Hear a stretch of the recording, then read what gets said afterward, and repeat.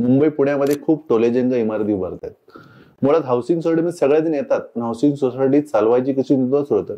मुळात housing society म्हणजे काय आणि का ठेवलेलं, असं का तयार केले? आता जर सर आपण पाहायला गेलं, मी पहिला कायदा सहकारी सांगितला आणि महाराष्ट्रामध्ये ही जी सहकारी चळवळ उभी राहिलेली आहे ती महाराष्ट्र राज्य सहकारी संघाच्या अंतर्गत 13 जुलै 1918 पासून हा संघाची निर्मिती झाली आणि वेगवेगळ्या प्रकारच्या सहकारी संस्था महाराष्ट्रामध्ये वेगवेगळ्या प्रकारच्या सहकारी संस्थे निर्मिती झाली.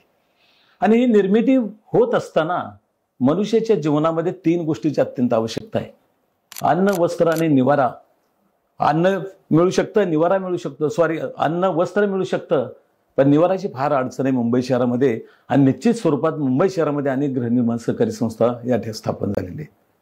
गृहनिर्माण सहकारी संस्था स्थापन होत असताना महाराष्ट्राचा जर आपण विचार केला, आज 1 मे आहे आणि 1 मे हे महाराष्ट्राचे शहर कैलासवासी यशवंतरावजी चव्हाण साहेब हिने हा कलश आणला आणि त्यांनी एक दूरदृष्टिकोन ठेवला.